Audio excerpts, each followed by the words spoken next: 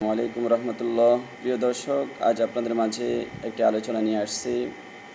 কেউ যদি সুইসাইড করে তথা আত্মহত্যা করে নিজের জীবনকে নিজে শেষ করে দেয়, তাদের ব্যাপারে শরীয়তের বিধান কী?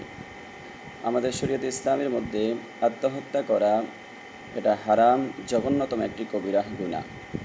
এই ব্যাপারে আল্লাহ সুবহানাহু ওয়া তাআলা কোরআন মাজিদের মধ্যে বলেন, ওয়ালা তুলকু বিআইদিকুম ইলা তাহলুকাতি, তোমরা নিজেদেরকে নিজেরা ধ্বংসের দিকে ফেলে দিও না, অর্থাৎ নিজেদেরকে নিজেরা শেষ করে দিও না। এরপরে এ ব্যাপারে হাদিস শরীফের মধ্যে আসছে, মিশকাত শরীফের বারাতে, সহিহ বুখারী এবং মুসলিমের রওয়ায়াত, قال رسول الله صلى الله عليه وسلم من تردى من جبل فقتل نفسه فهو في نار جهنم يتردى فيها خالدا مخلدا فيها أبدا ومن تحسى سما فقتل نفسه فسمه في يده يتحسى في نار جهنم خالدا مخلدا فيها أبدا ومن قتل نفسه بحديدة فحديدته في يده يتوجه بها في بطنه في نار جهنم خالدا مخلدا فيها أبدا।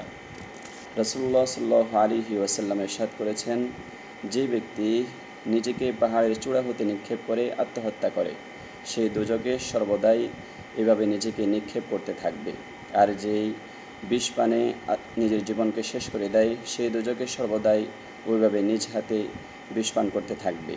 আর যে ব্যক্তি কোনো ধারালো অস্ত্রের মাধ্যমে নিজের প্রাণনাশ করে ফেলে, তাহলে ওই ধারালো অস্ত্র জাহান্নামের মধ্যে থাকবে, যার দ্বারা সেই জাহান্নামে নিজের পেট আঘাত করে ছিঁড়তে থাকবে।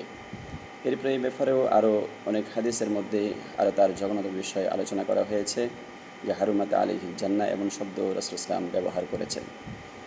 তো আসেন, এই ইসলাম কত জঘন্যতম বিষয় ব্যক্ত করতে গিয়ে বলছেন খালিদান মুখাল্লিদান ফিহা, তারা সর্বদাই থাকবে। যে সর্বদাই থাকা এটা জঘন্যতম বোঝানোর জন্যই রাসূল ইসলাম ব্যক্ত করেছেন। অথবা হতে পারে যে তাদের জাহান্নামে থাকাটা এটা দীর্ঘায়ু হবে, ওই দিকে লক্ষ্য করে রাসূল ইসলাম খালিদান মুখাল্লিদান বলছে।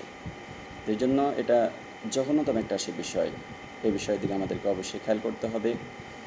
এরপরে দ্বিতীয়ত, এবং দুনিয়ার মধ্যে তাদের ব্যাপারে কি করতে হবে, তথা তাদের জানাজার নামাজ, দাফনের কাফনের ব্যবস্থা, ওই ব্যাপারে শরীয়ত কী বলে। যেহেতু তারা মুসলিম, এই হিসাবে কবিরা গুনাহ করার দ্বারা ইসলাম থেকে খারিজ হয়ে যায় না, এই হিসাবে তাদের আপনার কাফন দাফনের ব্যবস্থা করবে, জানাজাও পড়বে। তবে এক্ষেত্রে আপনার ফোকায়ে কেরাম বলেছেন, বিজ্ঞ ফোকায়ে কেরাম, যে সমাজের মান্য ব্যক্তি যিনি রয়েছেন, বিজ্ঞ আলেম যিনি রয়েছেন প্রসিদ্ধ, তিনি আপনার জানাজা না পড়ানো উচিত, বরং সাধারণ কোনো একজন ব্যক্তি জানাজার নামাজ পড়াই দিবে, কাফন দাফনের ব্যবস্থা করবে।